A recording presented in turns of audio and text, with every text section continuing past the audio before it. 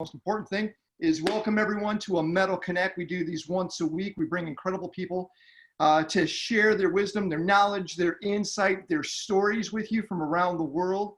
And today, I think it's a great honor for us to have somebody that is literally, without a doubt, the embodiment of leadership. He leads with what he does. He, without a doubt, has also created some incredible technology in his past, and he's moving forward, and he doesn't stop. John McAfee, I met about 5 or 6 years ago. He's been incredibly kind to the metal community, showing up to events, speaking at events. I've been able to take him different places around the world to speak. I know he's at an undisclosed location, and it's very early in the morning there probably, but he is hanging out with us, is John McAfee. John, thanks a lot for joining us, buddy. Well, thank you for inviting me again, Ken. It's 3 in the morning, actually. Yeah, like I said, Janice just came in and woke me up half an hour ago. So well, you look looking good for being awoken. John, what is your new brand? You have a brand. How do you describe the John McAfee brand? What is that? Yeah, it's a technology brand. Well, it's also colored with a little bit of personality brand, a little bit of craziness and fun. But basically, it's technology. Always has been. But not craziness being unpredictable. You're predictable crazy. I mean, you're designing your perceived craziness. It's not something. Oh, absolutely, absolutely. It's part of my brand. So I take great care with exactly how crazy and when that crazy should show up. So let's step back. By the way, guys, you're all going to be able to ask John questions. John, you sell your company, and then you kind of disappear. You sell your company to Intel, I think it was, and then we're in the world did John go? What were you doing during that period of time from Intel to where your video came out on YouTube? Well, actually, I left McAfee before Intel. I still was a majority stockholder. I went everywhere. I just listen. I just cruised the world, I left actually in the mid 90s, 95, I think. So that gives me 25 years to hang out in the world. And yeah, I built houses everywhere: Ecuador, Hawaii, Colorado, Arizona, New Mexico, California, just for something to do. Did you sell the company? Did you sell the company at the right time? I never sold it. Well, I mean, to Intel? Yeah, Intel. $7.8 billion seems to be the right time for me. Yeah, those bees are amazing, right? Yeah, they are. They are. So when you sold the company, John, you get all this cash. Did your lifestyle change, or was just a progression of what you wanted to become? Listen, I've been selling off stock, for years, a little bit here, a little bit there. Again, I had more money than any man can ever spend. Literally, you can't find a yacht that expensive. You can't find a house that expensive. You can't even find an island that expensive. You just can't spend it. It's too much money. I had too much. I really did. It spoiled me in many ways. It made me arrogant in some ways, and it humbled me in the end. It humbled me because you think you own things. You don't. You don't own anything except your own body and your mind. I promise you. You think you own a mansion, for example. No. You're living in California and your Colorado mansion has a bad winter. 5 of the bathroom pipes break, and got $1 million worth of damage. Now, who owns who? The caretaker calls me on behalf of the house saying, "Hey, house needs repairing. Repair it." Send us $1 million. John, Same thing. What would be the stupidest thing you spent money on? Boats. Boats? Or airplanes. I had 25 airplanes at one time. That was stupid beyond belief. Only because I had airstrips all around the world, and I had planes at every one. I'm a sport pilot, and I love flying in open air aircraft. There's nothing more exciting, especially if you can You know, you can zoom through canyons, which I used to do. That was my favorite sport, canyon running. Now, the problem with that, in when did it start? I think 2004. My nephew, who I taught to fly, was flying with a passenger and crashed, burned, killed them both in one of my airplanes. I got $100 million lawsuit over that thing for a wrongful death. It was my airplane. I should have known better. Plus, I trained my nephew. Mm-hmm. It was the loss of my nephew that put things into perspective. I mean, sport flying is the most dangerous sport on the planet. Well, next to these idiots that fly these little squirrel outfits, those people have got serious balls. I don't know if you've seen those. Yeah, actually, a good friend of mine, a metal guy, died doing that. Johnny Oh Strange. yeah, I mean that is the most dangerous. But It's crazy. I lost. What's the old saying, John? If it flies, floats, or fucks, you rent it, right? Oh, no question about it. Absolutely no question. Unless you find a woman like Janice, and then you marry. No, it was a nightmare. But boats, I think. But my last boat, okay, when we escaped from the U.S. in January of last year, the IRS convened a grand jury to charge me with tax fraud because I have refused to pay taxes for 10 years. In my belief, taxation is theft and it's unconstitutional.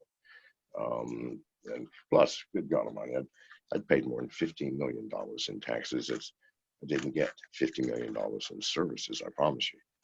So I just stopped. Every year I sent a letter saying I'm not filing this year. Now they charge me with tax fraud, which is utter nonsense. How can you commit fraud if you haven't said anything? I haven't filed anything. It's fraud if I say I didn't make any money, and I did. That's fraud. But no, I just didn't file. In any case, they convened a grand jury, but I found out about it. I'm John McAfee. If I find out things. And so Janice, myself, and our entire staff and 4 big-ass dogs hopped on our yacht out of Miami, and we went to the Bahamas. And then from there, the U.S. came after us there. We went to Cuba. We were in Cuba for 2 months, and the Cuban army, the government, but the army called us into an army barracks, and a general came out and said, Mr. McAfee, we regret the United States is unofficially asked us to return. We said no. However, Mr. McAfee, we're giving you 72 hours to leave the country. You're a problem for us, and we need no problems. So we were gone in 72 hours, 4 days at sea, went to the Dominican Republic. We were arrested as soon as we arrived on the dock. We didn't get to go to customs. And they said the same thing, you've got to go back to America. Now, you know, this is the CIA on behalf of the IRS and the SEC, both of which want me so badly. 4 days later, we were in jail for 4 days. My lawyers managed to get us sent to England instead. And we've been underground ever since with that freaking boat, which we had to leave, by the way. And, yeah, that's a nice story. That sticks out. It's it was a Buddy Davis, the finest boat builder in America.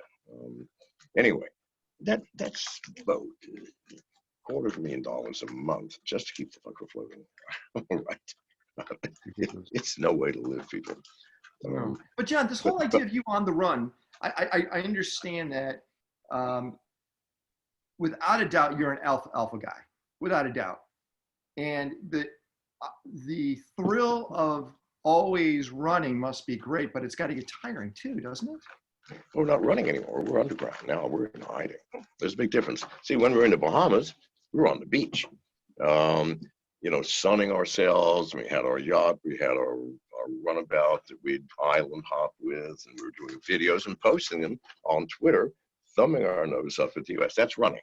They came after us there. We did the same thing in Cuba. We were smoking cigars in fancy clubs and going night clubbing and everything. That's running. They know where you are, and we knew we'd have to run eventually, but hiding, listen, we can't tell our families or our best friends. We can't tell our children where we are. It just can't be done. If we tell one person, you know how that works. So that part's tough. But being in hiding, we love it. I mean, Jesus, we're relaxed. We don't have to look over our shoulders. I don't have to keep my finger on the pulse of what the CIA is doing. Who cares? And Yeah, but because you're in an extradition country. Like I said, I know where you're at. You stick out. You're a handsome man who's got some gray that can be spotted for a mile. You stick out like a sore thumb. You got to always be looking over your back. no, absolutely not. Yeah, where we are, you need to understand something.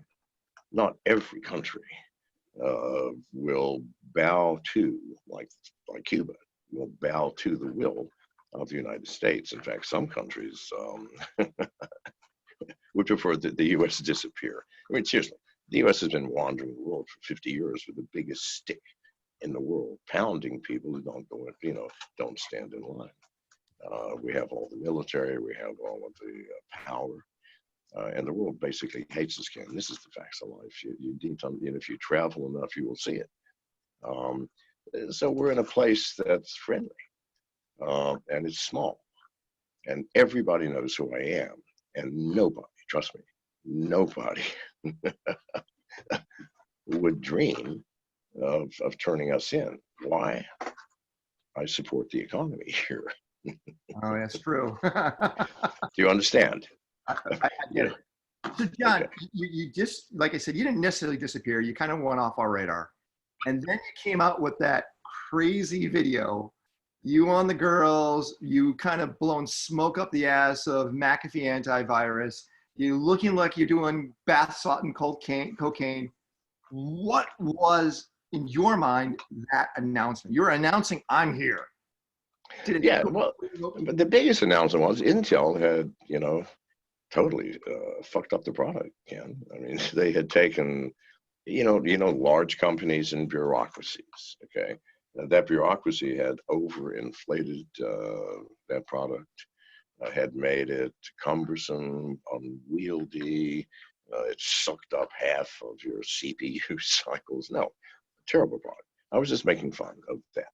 And also the fact that the press at that time, remember, I just come back from Belize. I'd just gotten out of jail in Guatemala. They were trying to ship me back to Belize, which wanted to execute me, not for murder, but for the fact I had basically destroyed their tourist economy, which is the only economy they had. So I was just making fun of the press, making fun of me. That was it. Yep. And now Belize, by the way, let's admit, Belize is a beautiful place. Were you It in is, no Amsterdam? question. Where were That's you? why I went there. Where were you? What I'm part sorry. of Belize? Well, that's the problem. See, I started off in San Pedro, which is the tourist enclave. It's basically like America, only in paradise. And I got after 2 years of that, I got bored. I decided to buy. Actually, I built a compound in the middle of the Belizean jungle. That's a dense jungle near a town called Orange Walk, next to a village 2 miles from a village called Carmelita, a village of 600 people. Mm-hmm. That's when my problem started. I was the only white man in the entire district, the largest district in Belize, almost 20,000 all blacks and one white. And they just called me the white man. Not in any rude or unkind way. That's just how they are. I mean, if you're fat, they call you gordo. Not to be rude, but just so everybody knows who you're talking about. Hey, was Gordo here? The fat guy. Yeah, he was here. Right? It was, was El Blanco here? Was El Blanco here? Was the white man here? Oh, yeah, he was here. So they called me the white man. I was the only white man. 2 years into that, the local representative of the government in power, the UDP, came and said, Ms. McAfee, please, will you donate $2 million to the party for our upcoming elections? I foolishly said, no, I'm not into politics. And by the way, they offered me everything: land along the river, tax breaks, women, everything. And I just said, really, I'm not interested. A week later, 42 armed special forces from the prime minister himself, the gang suppression unit, they called it, to suppress the gangs in Belize City, which is the most dangerous city in the world. 42 of them stormed my property, shot my dog in front of my eyes, and destroyed my laboratory. I was working on antibiotics. I was kind of pissed off. The next day, that same gentleman who asked for the $2 million came and said, "Oh, Miss McAfee, we're so sorry. We reacted on bad information. Please forgive us. Please forgive us." And by the way, Mr. McAfee, have you reconsidered your donation? I said, get the F off my property. That was another mistake. I should have said, yes, I have reconsidered. I'm giving you $4 million. No. I said, get off my property. Why? They shot my dog. Everything else I could forgive. They shot my dog in front of my eyes. Why? The soldier said, Mr. McAfee, they had my dog by the collar. If you don't think we're serious, and he put the gun to the dog's middle and pulled the trigger. I go, I see you're serious. What's your name? Anyway, so that was that experience. And we don't want to get off on negativity here. No, I get it. I just remember, John. So let's fast forward just a little. You came into my life. I don't even know how. You know what? I think you answered me on a tweet. You were using Twitter. I still love Twitter. It's one of my favorite tools. You answered me. I got you on my radio show. I didn't see you. You were on the phone, and we just connected. And then from there, that's right. A lot of information, which I'm not going to get into, but you sent me this archive of audio files from the Belize government. And let's not talk about how you captured it, but it certainly indicted them in every sense of the term of going after you, identifying you as deep pockets. And they use their local media. You just tell me if I'm far off or if I'm on the right path. They used their political relationships to local media to create stories about you in Belize. Yes, absolutely. And from that, it painted a picture of who you were. Now, the reason why I'm bringing this up, everyone, is I have proof. I have hours and hours of audio that John sent me that he captured that shows without a doubt they were going after him. He was probably the wealthiest person in Belize. Yeah, I was. No question about it. I mean, that is not true. The wealthiest people in Belize were the cabinet members like John Saldivar, who ruled the drug trade throughout Central America. He would provide the army to Colombian transports to get the drugs from Guatemala to the border of Mexico up in Chetumal, for which he made a couple $100 million a year. I'm not sure they were wealthier than me. Nevertheless, they were wealthy. They were wealthy. But I was certainly. There's another group which I mentioned on Saturday. I'm not going to bring it up again, but it sounds like a chicken place. They were tied into the government, which is another organized crime group, and they all were targeting you. Again, everyone that's listening, all people on this phone, I have the tape. So John sent me all this. If something happens to me, this is proof that they were going after me. And you asked me to go to the authorities here in the United States, which I did. John, guys, when you watch the Showtime stuff, when you watch all these TV shows about John, they don't have the evidence that validates John's story. I do. And John, you have it too, of course. I have it too. And so do a few other people. Which is really what's keeping me alive. Yeah, is that it? Well, absolutely, because I tell everybody, listen, if I die, release all this shit. And they know that. It's sort of a standoff. I'm 74 now. So. John, why not release it? You're in hiding. Let's release it. Well, that'll make me be in hiding forever again. At some point, with some common sense and good lawyers, all I've done is refuse to file a tax return, which in truth is not even illegal. Do you understand? Not illegal. Now, the IRS can come and take all of your stuff at will. You didn't file a tax return, we're taking your house, your car, and then you have to prove that we owe it back to you. They can do that. But instead, and here's why they're after me, Ken. For 8 of these 10 years, they ignored me. All right. They just, I every year send them a letter saying, I am refusing to file tax returns. I'm never going to file again. You know where I live. And they left me alone. 2 years ago, I started speaking on national stages about, you don't want to pay taxes, here's how you do it. Privacy coins and distributed cryptocurrency exchanges. Because listen, you can buy everything with crypto.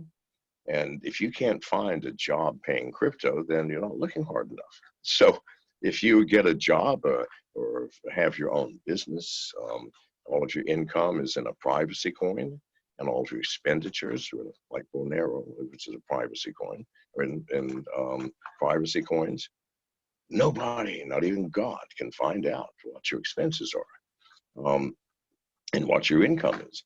So when I started going on international stages speaking that, well, then they got pissed off. Their first course of action, by the way, I was the CEO of MGT, a public company on the New York Stock Exchange and the world's 6th largest Bitcoin miner.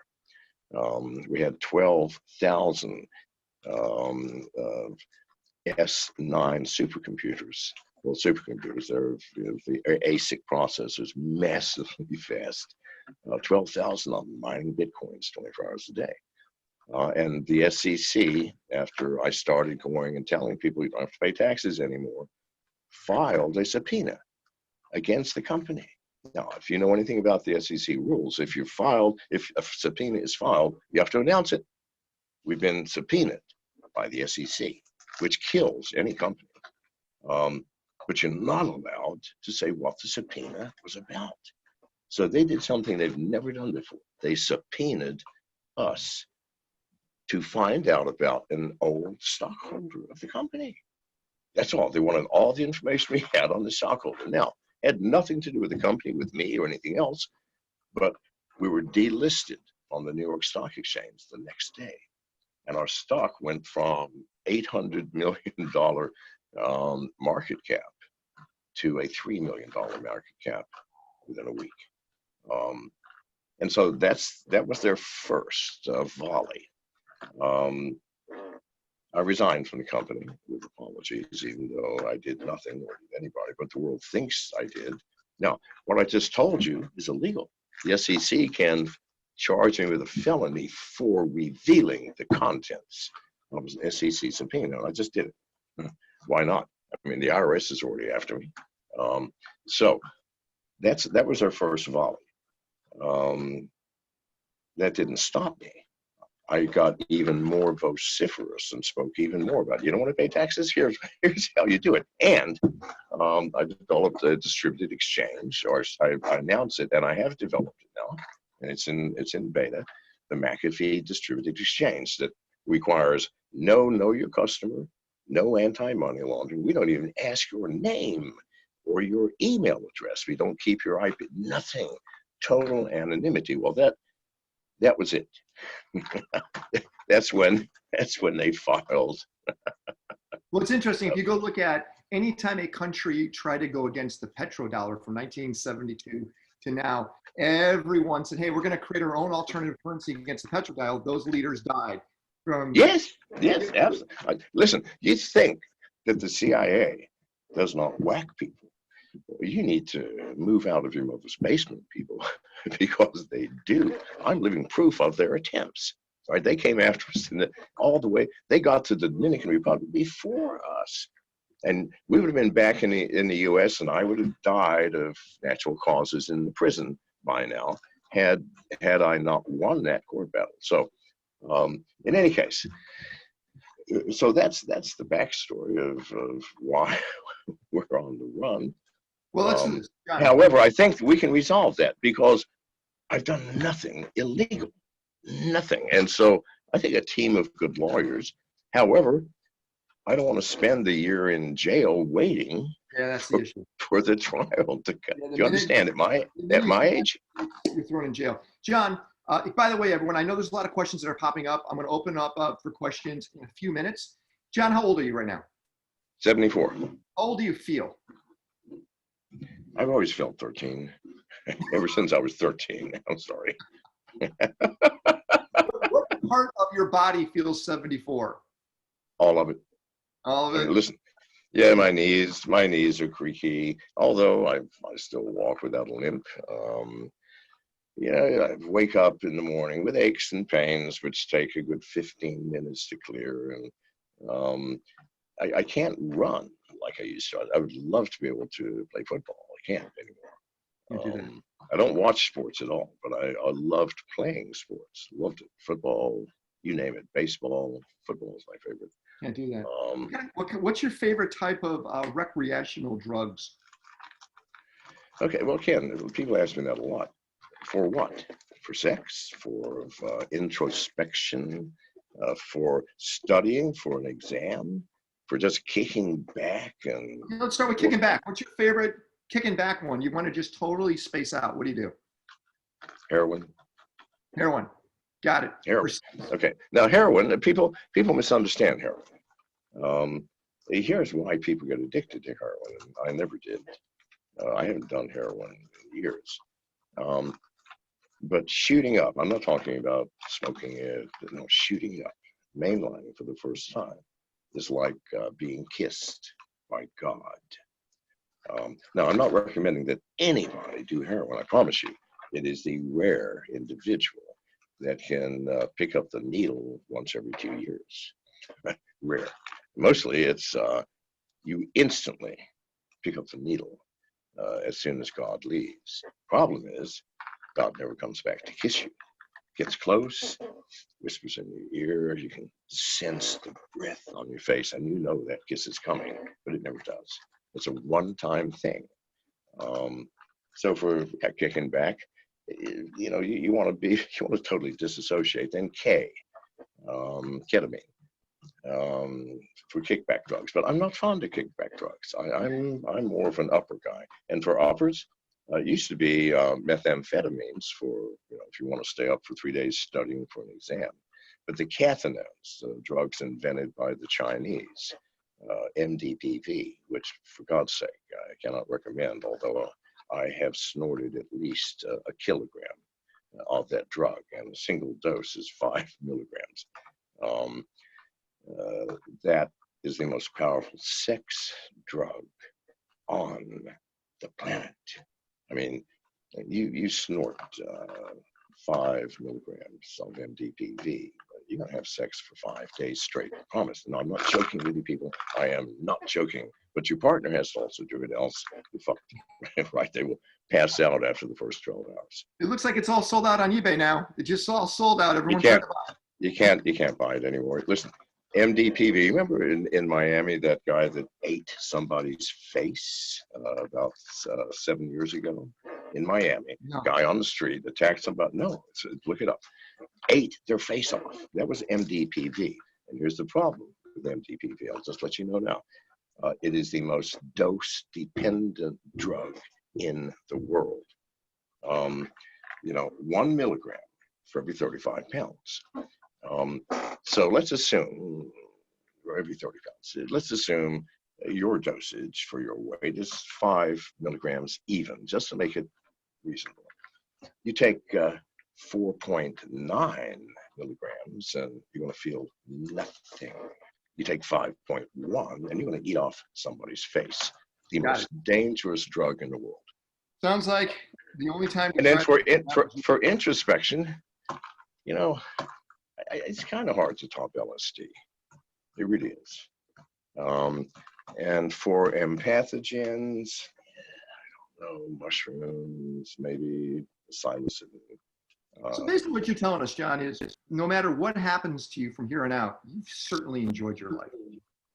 Oh, I have. No question about that. And I'm still enjoying it. People go, what would you change in your life? Nothing.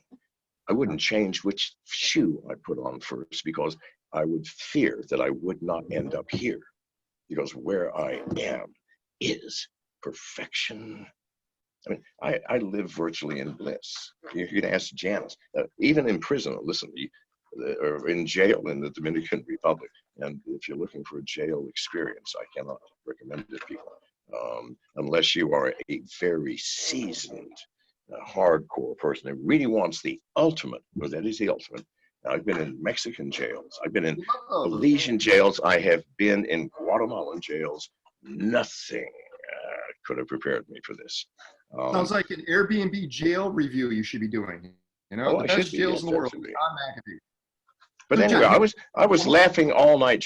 Janice was in the cell, not the cell, but the block next to me, and she heard me all night long. I was just laughing and having fun. Why? Because that's where I am. Um, I started off okay. So as soon as we got there at night, right, I had $83,000 in cash on me, and we're in the jail is in the middle of a junkyard, literally in the middle of fucking nowhere. There was only one light. It was a street light above the street. And they brought a box out and counted this money on the box. And I demanded a receipt. And the colonel came out and gave me a receipt. And we went to they put us in our cells, if you want to call them that. Horrific conditions. You won't fucking believe it. Anyway, one of my employees, who was also, all my staff was arrested with the poor bastards. One of them, Coolio, a Haitian guy, he took his pants off and it had Mickey Mouse shorts on. so I ribbed them all. I said, "Ooh, Coolio, you look pretty good in those shorts." So I'd never noticed how cute you were, Coolio. And then it got everybody laughing. And so, no, you have fun wherever you are, Ken. John, let's step back. Let's talk about some crazy stuff that you've said. And I love sensationalism. I like when people take extreme positions. What's this about you eating your own dick if Bitcoin gets to $1 million? You know what? That was a joke. The same day I said that, I also said that I fucked whales. If that was a big thing. That made huge rounds. No, I was making fun of Bitcoin maximalists. Bitcoin is a tired, old, sick technology. Now, it was the first, and it opened the door to a fertile field in which we have planted some incredible technologies. But Bitcoin is not one of them. It's old. It has no smart contracts. It has no privacy. You can't run distributed applications on it, and it's slow. I mean, it has been surpassed. So I was making fun of Bitcoin maximalists, going, "Oh, Bitcoin's going to do this." So I was going to say, yeah, Bitcoin's going to hit $100,000, and one of my staff says, "You know what, boss? Someone's going to actually believe that." You're right. Okay, I want to make it $1 million, right? That was a joke. Got it. The only people who did not get it were the people who were Bitcoin maximalists. It was weird, and there are a lot of those. So no, that was a joke. But still, who cares? It bought a lot of press. I go, that was strange. It has bought a lot of press. This is what I'm going to do, guys. I'm going to open up a conversation. Put it inside the chat, your question. I'm going to unmute you. I'm going to go to William Quigley. William, by the way, John, does a regular segment on metal. He's one of my closest friends, and I believe he takes more Bitcoin than any other e-commerce merchant on the planet. So I know Okay. I'm going to let William. You've met William before, by the way. William Quigley, your mic is unmute. What's your question for Mr. McAfee? Can you hear me, Ken? Oh yeah, I see you and hear you. Okay, good. Hey, John, glad you're doing well. Hey, William, how are you? Good, man, good. So you are still pretty deep in the crypto space, is that correct? That's all I do. I mean, That's all you do. I built the first truly decentralized and distributed exchange, the McAfee DEX. It's been in beta for 4 months, and we're doing very well. I'm coming out with the Ghost coin. I announced it 2 days ago. We'll have a white paper out in May, and the coin will go live in June. It has its own blockchain. Now, the blockchain is proof of stake rather than proof of work. And here's why. Do you understand? Proof of work coins are sucking up more electricity than the entire country of Denmark now. I mean, it just can't be sustained. It can't. Mm-hmm. And we just barely pierced the market. I mean, just a little shoot coming through the ground. Can you imagine when a full-grown tree shows up? We will use the entire electricity of the world. So I'm on proof of stake now. So we built our own blockchain. And it will be the only privacy coin yet that will run on a distributed exchange. It's impossible to get Monero to run on Fortune. Good God, what a complex blockchain. So yes, I'm heavy into crypto, and I believe that crypto is the future of the people. If we stick to the people's crypto rather than what's coming down the pike from governments, because the people's crypto can free us. Because if you have economic freedom and control over the currency, meaning not your control, but no one can control your currency. Unlike the Fed, they can control the dollar by simply printing more, making your dollar worthless. So just Right? let you know, John. So John, William created Tether, which does about $4 trillion. It's, I think, the largest of any of the cryptos on exchanges. It's a stable coin. William, what's your question? Well, I already answered the question. That's it? That's all you don't even I have lots of questions for John, but I don't want to hog. There you go, John. That's cool. Okay, William, thank you so much. I've never heard you not ask something that was deep, but I guess that's all you needed to say. Let's go. Come on, you have to have another one. Come on, please. Come on, you got to be honest. Let's get real with each other and shoot something hard or deep. Okay. Come on, William. What do you got? He's wimping out, buddy. Let's go over to. No, I'm not. But there's questions you ask one-on-one, and there's questions you ask in a group, right? So. Were you good with point. us when you were with John, Brock? I think Scott Page was with us when we all hung out. Do you remember what I'm talking about, John? Remember what now? Hanging out? Of course. The dinner we're having, and you brought. We had a dinner somewhere in LA. Brock, by the way, has turned into one of my best friends. Okay, Brock runs conferences all over the world. I've been to at least a dozen of his. The D10Es in Romania, and London, you name it. I knew you and Brock would turn out to be great friends. That was. Oh, wait, listen, he's just a younger copy of me, smaller copy too. Let me tell you. Let me tell you a brief story. So we're in Romania, right? And you know, Brock is a serious party animal. No. And he rents a bus, and we go to Dracula's castle for the day. Very dark. Depressing place. We get back on the bus, and he hands out ecstasy to everybody, and then he has this huge PA system, and we start playing music coming back. Now that was quite an experience. A bunch of freaked out people all on ecstasy on a bus in Romania. I've never had quite a party like that. I mean, people singing and dancing in the aisles and so on. He was also with me on one of the blockchain cruises that the Coins Bank put together. These are awesome. If there's another blockchain cruise, in fact, anything that Coins Bank puts together, you had better sign up for it. You will never have an experience like it. So we're on a cruise, and same thing, only we're at the top deck of this massive cruise ship. And again, people are handing out ecstasy, and he is the DJ, right?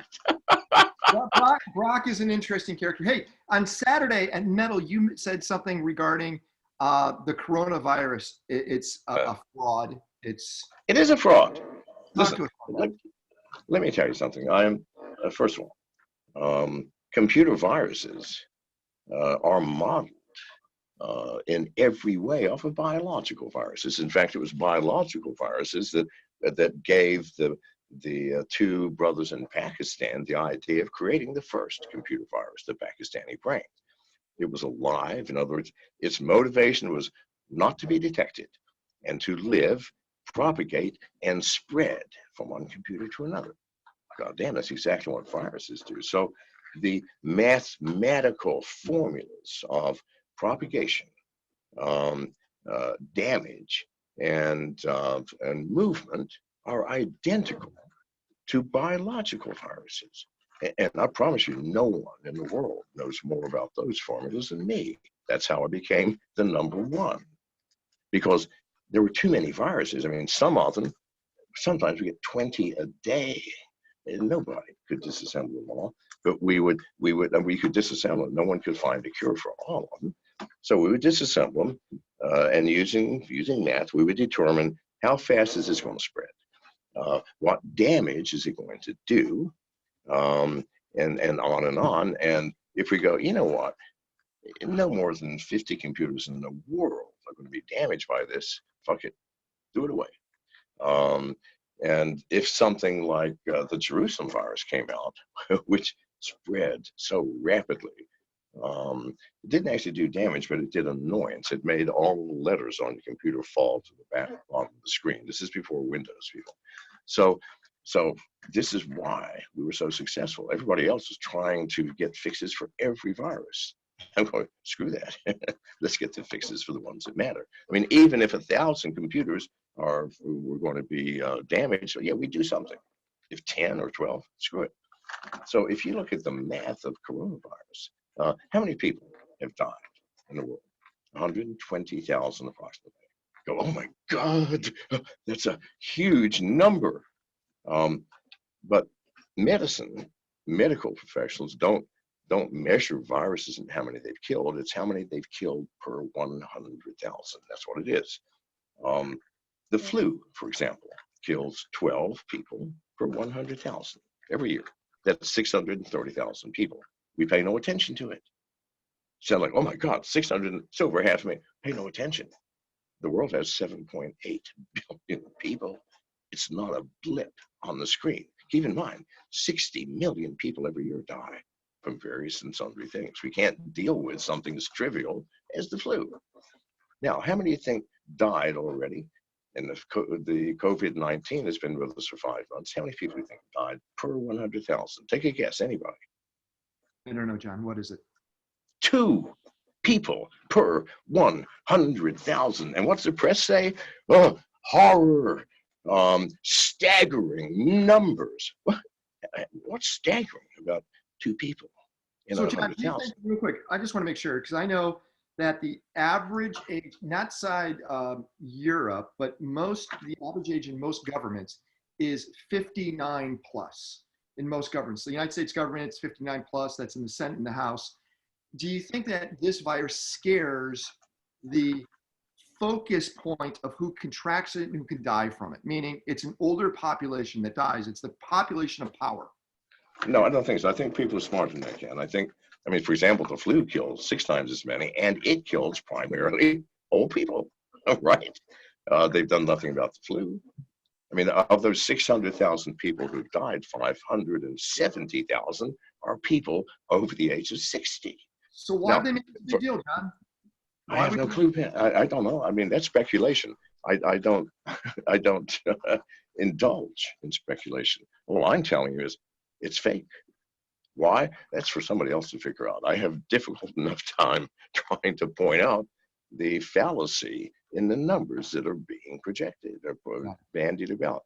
Is it Bill Gates trying to rule the world? I don't know. Is it China? But listen, here's what scares me. China's been out of quarantine for 3.5 weeks. They're thriving, and everybody else is locked down. Now, who won? If it's a country winner, China. But who won in terms of a business, right? Every business, like airlines, how in the hell are they going to recover? They got to pay those leases for those expensive blasted planes, whether or not they're used. Do you understand? They're going to suffer. We're going to have a... Gary Cowart just said it's a big deal because right now in the United States, COVID kills more people a day than heart disease and cancer. That's what Gary just, who's a doctor, a medical doctor, he just said that. Okay, good. Let me talk to him, please. Let me talk to him. Gary, why don't you pop on up? But Gary, unmute yourself there. Or Gary, why don't you say what you just said, Gary? Hey, John. Well, it speaks for itself. Those are the numbers. You can argue that heart disease and cancer are chronic, long-standing conditions that are not going to go away with the vaccine, and they're bigger problems over the long term. But over the short term, this is a big problem. Tell me why. Give me the numbers. How many per day, sir? Right now, it's over 2,000 a day. Do you know how many people? Do you know how many people die in the U.S. every year? You're a doctor. You should know. Well, I don't specialize in death. 4 million. Okay. Now, you know for an absolute fact that COVID-19 is a member of the coronavirus family. You know this, yes? Sure. Okay. And it is well known, and we've known this for years, that coronavirus is a seasonal disease that the seasonal illness that matches almost perfectly the flu season. Do you know this? John, SARS never became seasonal. SARS was a coronavirus. Yeah, but what happened to SARS? How many people, listen, SARS was an anomaly, my friend. Like this is going to be an anomaly. I mean, how many people did SARS kill worldwide? You have the numbers? Okay, never mind. Okay, never mind. I don't want It was actually. I don't want to beat you with numbers. But okay, so that the death rate per day you're saying is 3,000? Between 2,000 and 3,000, which is something you can't ignore. It's hopefully going to go down. Hopefully we're at the peak of it. But the worry is, what if it doesn't? What if we're not? What if? I'm sorry. Okay. Well, let's just take a bet, because according to my analysis, according to numbers, according to mathematics, by May 15th, this is going to be gone everywhere. Now, thank God we have one point of reference, and that's Sweden. That does not lock down anything, and they're all convening in coffee shops and partying. John, let's be fair. We're all in speculation on this. Let's wait till May 15th and let's have that dialogue. That's right. And I promise you, May 15th, this will be a non-event. Sweden has not locked down. How many deaths have they had? 1,000. Population 10 million. But one more comment, John. Gary and John, wait. None of us are experts on this, and this is all speculation. No, and we're let's not. It is. focus on what we're good at. Let's focus on what we're good at. So I will bet you at any amount of money by May 15th, the world will be reopened, and Sweden will have no more than the usual number of deaths it has from the flu. John, that's it. John, yes. I'm not a betting guy, but I would probably take that bet too, but I'm not going to do that right now. That's fine. That's fine. Listen, it's less than a month away, so we'll know very soon. I want to focus on what you are great at, and that is deciphering technology and seeing where the future is. I do want to talk about currencies moving forward, because you are putting a lot of time into crypto, as William just asked you. Let's talk about, you've created you believe in the blockchain. You think the blockchain is without a doubt the future, correct? Absolutely. Absolutely. I mean, this is the new technology, people, and it is a world changing, and it's the first one, the first technology in 150 years that has come from and is owned by the people, rather than coming from the bowels of some secret government program or from some corporation who then owns that technology. So let's people. Look at technology as you look at exponential growth in technology. We're not looking at Moore's Law anymore. We're looking at technology speeding up. Do you think blockchain has a huge roadblock if quantum, or let's call it quantum supremacy, really takes place? Can blockchain live in a quantum supremacist world? Because blockchain was created with today's technology, not tomorrow's. Yeah, but you know what? People say, well, listen, when quantum computing comes, now we have quantum computing now. If you dig into it, it is the most limited type of computing with an extremely small instruction set and not a general purpose set of things. I believe it's going to be 30 years before it truly gets here. And when it does, do you think only the non-blockchain people are going to have it? No, it's going to be applied like every new technology to whatever's there. And the quantum computer and the quantum paradigm will be applied to the blockchain, so that the quantum computers on the other side of the fence still cannot crack it. I mean, we're still going to be on a par with the bad. We're always going to have bad people, the hackers, and I'm including bad people as the government right now, because they're the biggest hackers. And the good people, the ones trying to just get by and not harm anybody. So yeah, quantum computing is not going to affect the blockchain. Okay, it's going to help. Fair enough. I'll take that. You guys, we have a few more minutes left with John. If you have a question, please put it inside the chat. John, it blows my mind here in the United States. Of course, they're trying to do this relief program, helping people receive some dollars to put in their bank account. And there's been bottlenecks in some locations. It's because they still run on COBOL. An operating system from the 80s and 90s is still being utilized. Actually, the 70s. The 70s. The 70s. Mind blowing, right? And if you look at legacies, there's still legacy hanging out there. Matter of fact, I read a report that most viruses are still spread because of Windows 95 is out there and still used in a big chunk of the world. How do we evolve the rest of the world and move it forward in technology and somehow get rid of all this legacy old crap that's sitting around? That's a question that can be applied to not just technology, but to everything. Social ideas. Is it more forward to allow women to be free and vote, or not be property? We have countries, Muslim countries, where women are still property. They've been property for 2,000 years. So legacies. The world, unfortunately, is too large, too diverse, have too many languages, we have too many beliefs for us all to arrive at the same place at the same time. Right. I regret that that's the case, but it's true. And with technology, it's just more apparent. Because with technology, as you said, COBOL, hey, that's 1970. With culture, we can't actually say, when did women first become property, right? I don't know. So you see it more in technology, but in every aspect of life can. The social, religious, cultural, political, you see this same disparity, and I don't know how to get rid of it. All right, let's go to Minnesota. Let's go to Brandon. Brandon, you have a question for John? Go ahead, Brandon. Yeah, thank you. Can you hear me? John, love your stuff. I heard you on the Bad Crypto podcast first. Love the show. My question to you is, how do you see AI revolutionizing how we do business, whether it's in the crypto space or any space? Well, in experience, the first AI were computer viruses. That was the first AI, a living organism. Because how do you define living organism? It fought to survive. It tried to hide. It evaded. If you poke it here, it moves over there. It propagated, sometimes madly, and it spread. It transmitted from one computer to another, just like biological viruses. That was the first AI.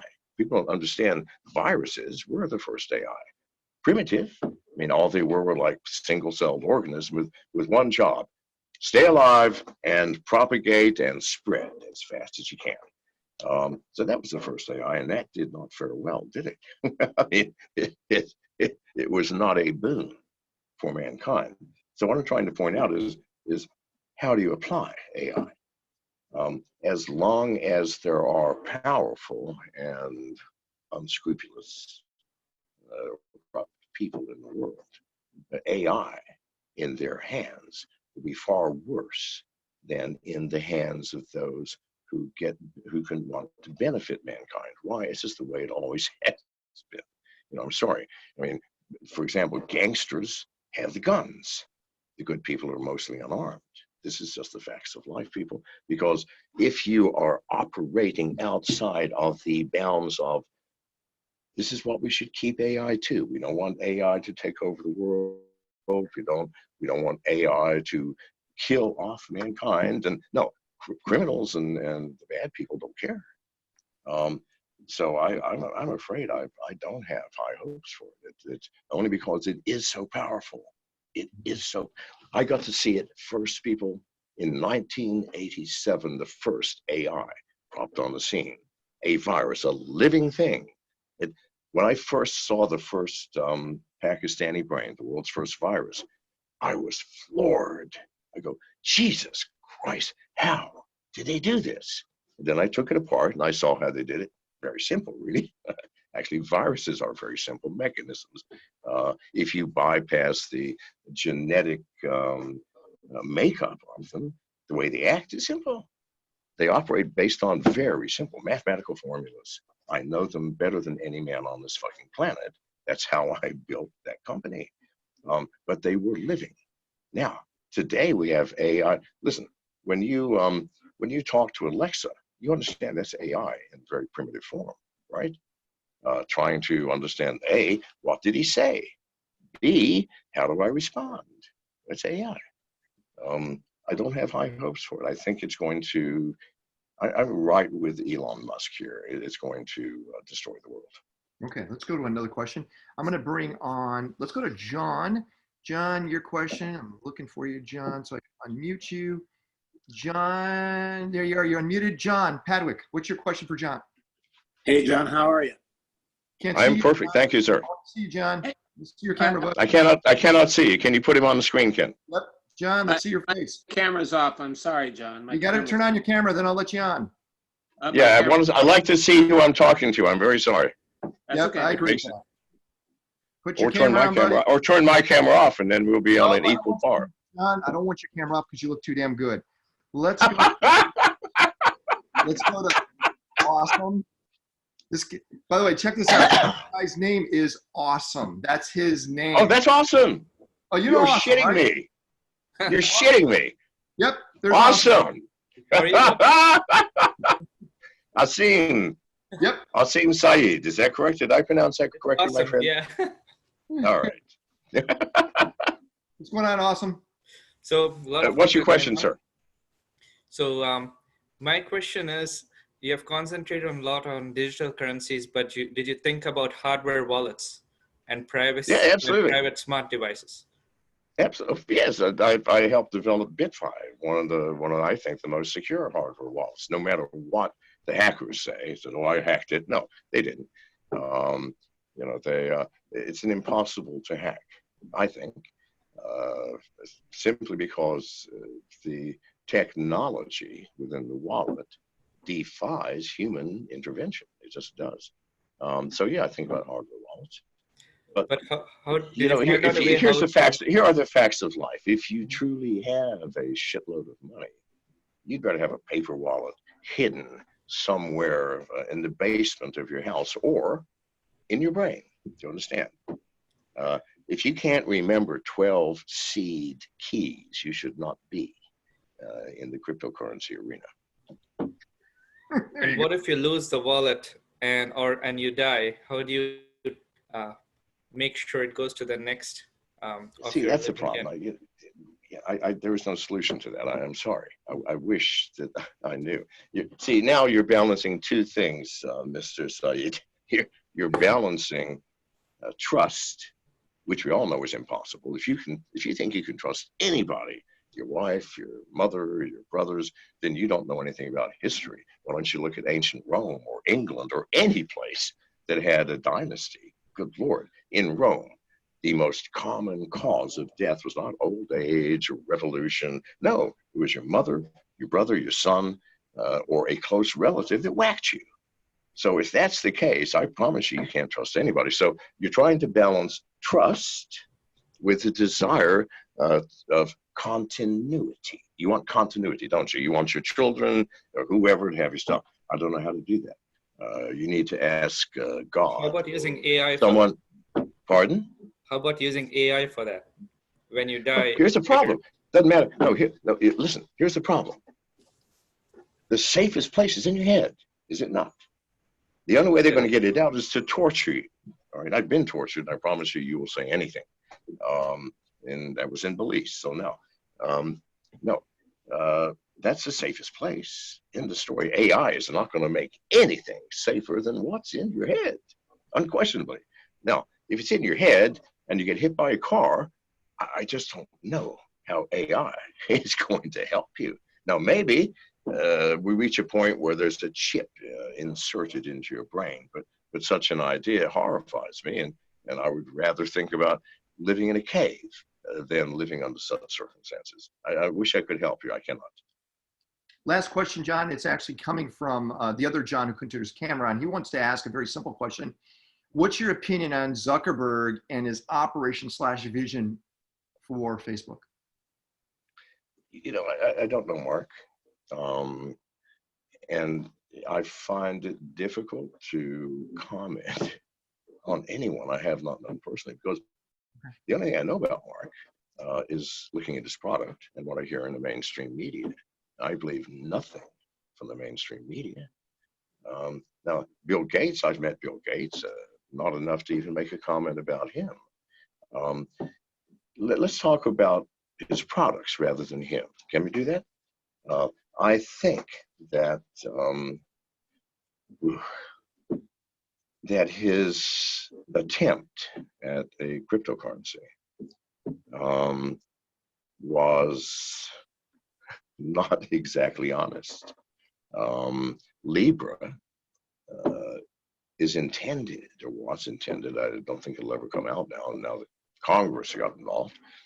I think that Libra was intended to find out everything about your life. Now already Facebook knows who your friends are, what you say, what your likes and preferences are. They don't know shit about your finances.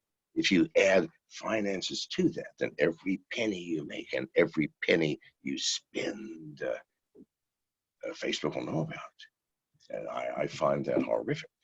So if he, in fact, built that product, and I mean, well, his company did. I don't know how much his involvement was, neither do I know how technically competent he is in cryptocurrency. And does he really know that that's what this product is doing? I can't say. If he did, he's an asshole. I know it's 4 a.m. in the morning there, and it's late. I'm going to give you the last word. John, what is top of mind for you right now? What is the most important thing that's happening with you right now that you can share with us? Let me share something else. Let me share what I wish everybody would do. And that is do only what you love, nothing else. If you wake up in the morning, people, and on Monday go, oh, I got to go to work. Something's seriously wrong with your life. When I wake up in the morning, I go, if I have work that day, damn, I get to do work today. Yeah. And if on Friday, when you go home, you go, oh God, the family, thank God I'm playing golf with the boys, then something's seriously wrong with your life. If you're not waking up every day going, yes, work, quit. And if you don't go home on weekends going, God, it's going to be so fantastic to spend this weekend with my wife and kids, then leave. It's the best thing I can leave you with, people. Do only what you love, and you'll be successful. And thank you, Ken, for having me on. I've enjoyed this. Thanks, John. John McAfee, everyone. Give it up for John. We love John.